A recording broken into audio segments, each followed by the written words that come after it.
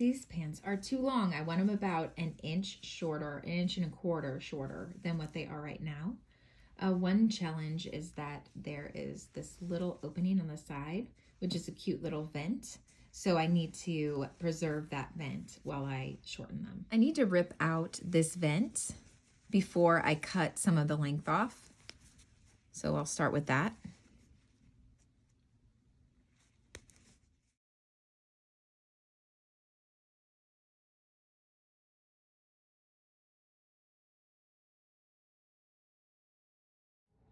So the total amount from the original edge to the pin that I want finished length is 3 1/4, and the hem itself was 2 1/4. So I subtract 2 1/4 from 3 1/4, and that gives me 1 inch that I'm going to cut off from the bottom of this.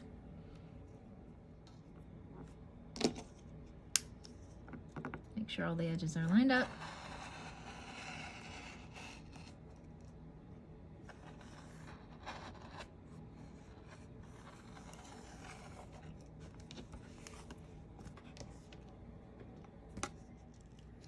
I cut 1 inch off. So what I want to do is I want to open it up 1 inch up here because of that vent. So I'm just marking a pin at 1 inch above the current opening, and I will rip to that pin.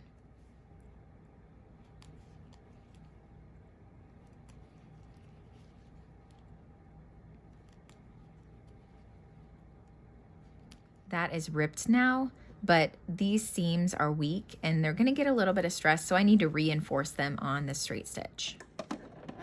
Put my needle down on the original stitching, and I'm just going to overlap it and back tack on it for around a 1/2 inch. Good reinforcements.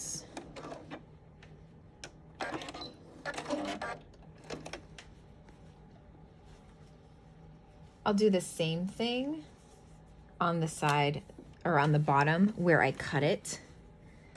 Cut that inch off because I lost my original back tack on that too.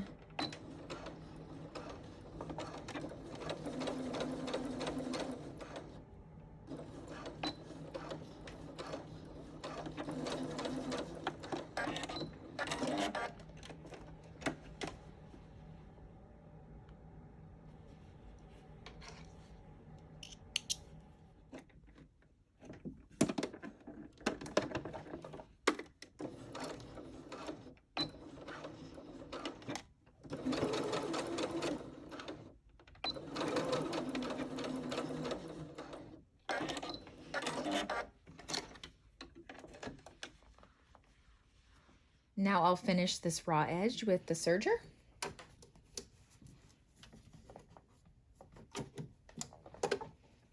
I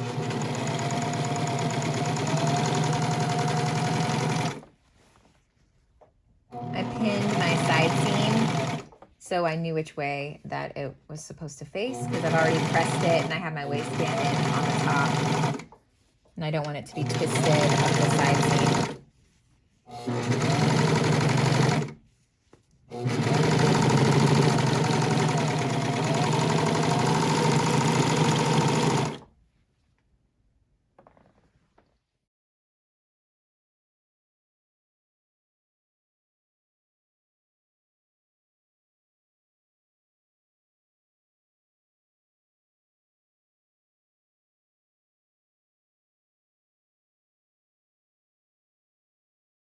This is where it gets weird.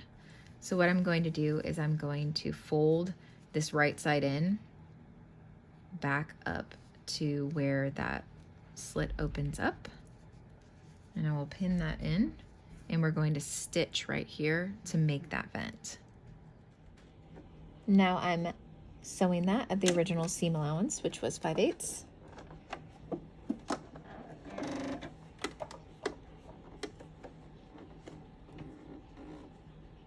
And there's a tiny kick out at the top because the original pattern had a slight kick out.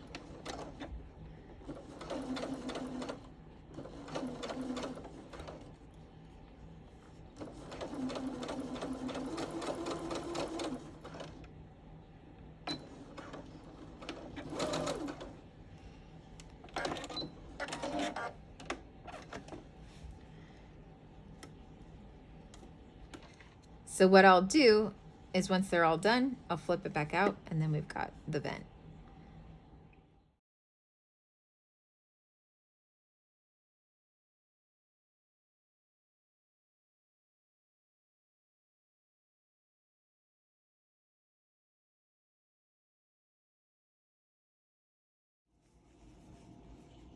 I'm just pressing this up lightly to get it in place so I can blind stitch it.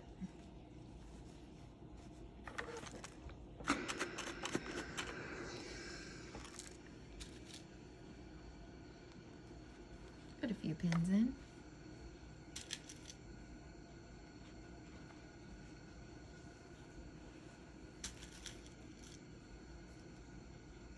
I'm going to do a blind stitch on this, so I have it set on a number 11, and then I have my blind stitch foot on, and you have to actually peel it back to do the blind stitch.